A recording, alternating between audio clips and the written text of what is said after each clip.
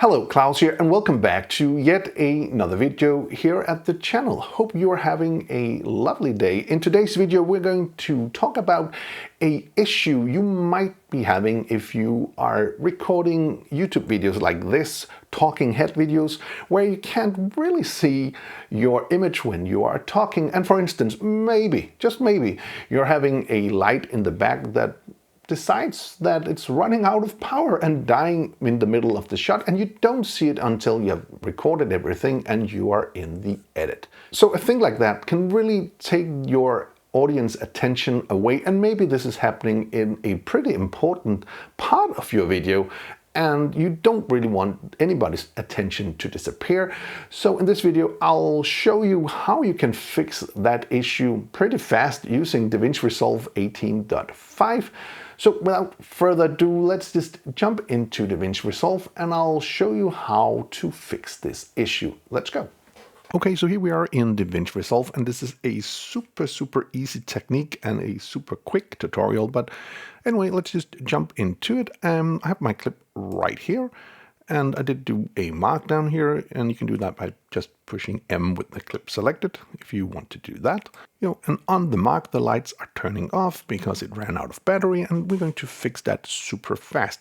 So just a quick note on this little technique. This technique will work as long as your subject, in this case being me, is not covering up this square we want to replace. If that do happen, you would have to do some masking around your subject, but in this case we're not going to worry about that because this is super simple. So what we're going to do is we're going to take our clip here and we're going to push Alt, and then we're just going to drag up our clip. So now we have a duplicate of that, and I can just trim this a bit because I know this is where the light's going off, and I'm going to fit this on top of my clip here. There we go, and I just need to make it the right spot. So let's just move it around here, and then we're just going to make this fit to our clip like that, and I'm going to right click and I'm just going to change the clip color. You don't really have to do this. It's just way easier when going into the color page. I'm just going to make it orange. And I'll just jump into the color page, and in the color page we are going to go into our Windows tab, and I'm just going to select this cursor tool, going to zoom in, and if you hold the middle mouse button you can actually drag around your image like that. It's pretty cool, you can do that. And I'm just going to make a square. In this case this is quite easy as well, like that. And I'm just going to go over to the grid and right click and add an alpha out. And I'm simply going to drag this into this blue dot. And now it's just going to take that mask and put that on top of the image I have.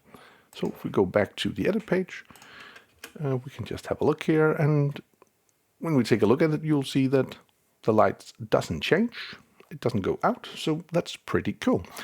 A little note on this effect as well is it is very great if you are doing this effect that before you actually do the effect, you just do the color correction first.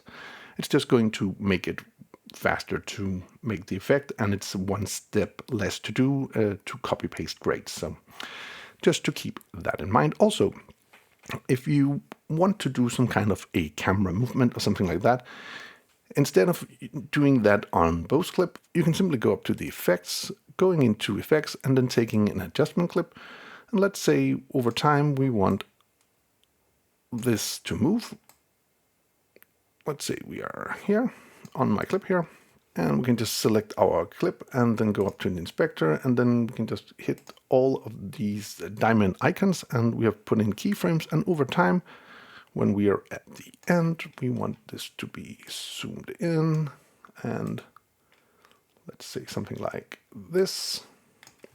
So now we have movements in our shot, and it's not going to affect the background at all. And it is actually an easy trick that can keep your viewers' attention if you are so unlucky to have this accident occur to you while shooting. Anyway, I do hope you found this little video useful. If you did, please hit that subscribe button, give the video a like, share it with your friends if you think it would help them out. And if you want to be notified every time there's a new video on this channel, please hit that bell icon down in the corner. Until next time, keep filming, keep learning, and keep sharing.